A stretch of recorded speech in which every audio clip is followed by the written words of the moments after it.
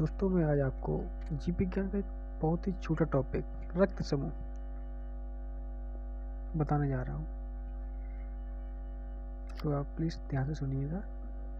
कितना आता है क्वेश्चन आपको, कितने नहीं आते हैं चेक करते जाइए अपने। तो लेट स्टार्ट। ये केवल ऑडियो रहेगा दोस्तों, वीडियो नहीं है, तो आप सुनते जाइए।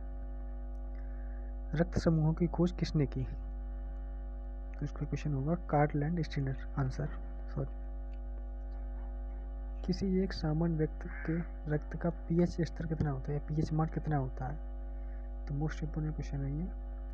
7.35 से 7.45। रक्त को जमाने में सहायक फाइब्रोनोजेन तथा प्रोथ्रोम्बिन नामक प्रोटीन जो रक्त में पाए जाते हैं का निर्माण कहाँ होता है? एक रक्त में होता है ये। अगर पिता ए रुधिर वर्ग का और माता बी रुधिर वर्ग की संतान हो, अगर माता बी रुधिर वर्ग की हो तो संतान में कौन से रुधिर वर्ग का होगा? तो वो चारों वर्ग की हो सकती हैं, कोई की। इसका मतलब चारों वर्ग होगा। यदि ओ रुधिर वाली स्त्री का विवाह ए बी रुधिर वाले पुरुष से कर दिया जाए तो संतान किससे प्राप्त होगी? ए या ए बी इसका राइट आंसर होगा। भारतीय समाज में किस रुधिर वर्ग के लोगों को प्रतिशत सबसे कम है? तो उसका है ए बी वर्ग। आंसर राइट आंसर है इसका। यदि पिता ए रुधिर वर्ग का है और माता ओ रुधिर वर्ग की हो तो उनके पुत्र को कौन सा रक्त वर्ग होगा? तो वो ओ होगा। इसका राइट आंसर ओ।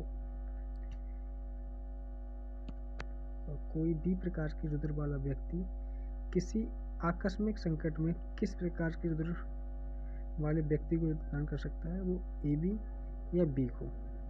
कोई भी प्रकार का प्राणी है तो आकस्मिक संकट में अगर कोई रुधिर देना पड़े तो किसको दान दे सकता है? वो ए बी या बी को। तो दूसरा क्वेश्चन देखते हैं। यदि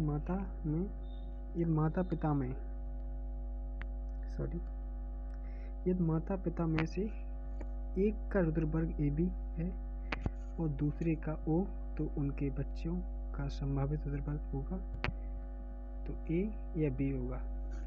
यदि माता पिता कोई एक में से ए बी का है और दूसरा ओ का है तो उनके जो संभावित बच्चे का रुधिर वर्ग होगा तो ए हो सकता है या बी हो सकता है, दोनों में से कोई भी हो सकता है। संतानों का भ्रूणी अवस्था में माता के गर्भाशय के अंदर ही रक्त का थक्का बनने से मृत्यु हो जाती है। जो माताएं हमारी उस गर्भाशय अवस्था में होती हैं। तो क्वेश्चन ये है कि संतानों की भ्रूणी अवस्था में माता के गर्भाशय के अंदर ही रक्त का थक्का बनने से मृत्यु हो जाती है तो इस रोग को इर्थोब्लास्टोसिस फीटोलिस कहा जाता है। तो ये भी याद रखें। तो इसका कारण क्या है? तो इसका कारण है पिता का RH+ और तो माता का RH- होना।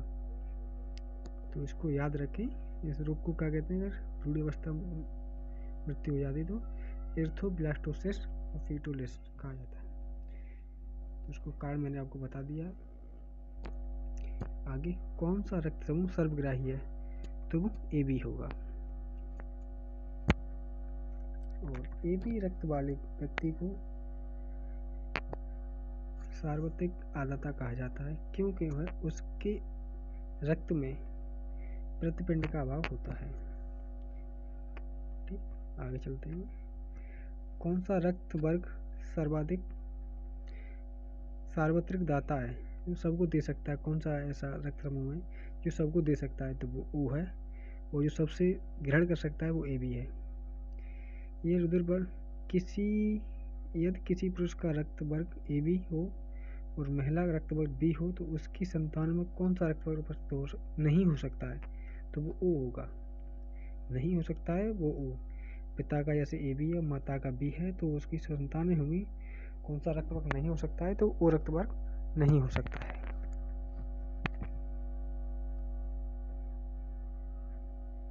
तो ये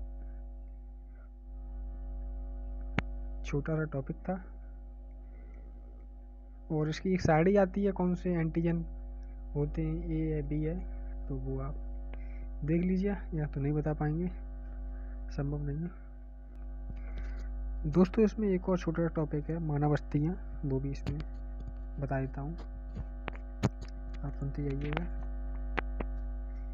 कि मानव में कुल कितनी हड्डियाँ होती हैं, वो 206 होती हैं, और नवजात शिशुओं में हड्डियों की संख्या लगभग कितनी होती है, वो 300 होती है, और मनुष्य की खोपड़ी में कितनी अस्थियाँ होती हैं, वो 29 होती है, समझे। 8 अस्थियाँ मस्तिष्क के चारों ओर, मस्तिष्क का खोल जो ब्रेन केस अर्थात कपाल बनाती है, 14 अस्थियाँ हमारे चेहरे को कंकाल बनाती हैं, और 6 मध्यकर्ण अस्थियाँ होती हैं तथा 1 अस्थि हार्ट होती है, ये अस्थियाँ होती हैं टोटल। और क्वेश्चन आगे ये है कि अस्थियों में कौन सा प्रोटीन पाई जाती है, मोस्ट इम्पोर्टेंट क्वेश्चन है, शायद ये लोग बहुत कम लोगों को पता होगी ये, कि अस्थियों में कौन सा प्रोटीन पाया जाता है, वो ओसिन प्रोटीन होता है। शरीर का सबसे कठोर पदार्थ क्या होता है, इनेमल होता है, जो दांतों पर पाया जाता है, सबसे ऊपरी परत इनेमल कहते हैं उसको। मानव के शरीर के किस अंग में सबसे अधिक अस्थियाँ पाई जाती होती हैं, तो वो हाथ में, समझे। मानव के शरीर के किस अंग में सबसे अधिक अस्थियाँ होती हैं, तो वो हाथों में होती हैं। मानव, वो क्वेश्चन यही है, जैसे मैं बोलते जा रहा हूँ वो क्वेश्चन ही समझिए आगे, ठीक है। मनुष्य के शरीर में पसलियाँ के कितने जोड़े होते हैं, वो 12 होते हैं, और शरीर का सर्वाधिक प्रबल अस्थि होती है, वो जबड़े की होती है, जो हमारे मुंह पे जो जबड़ा होता है, ये मुंह।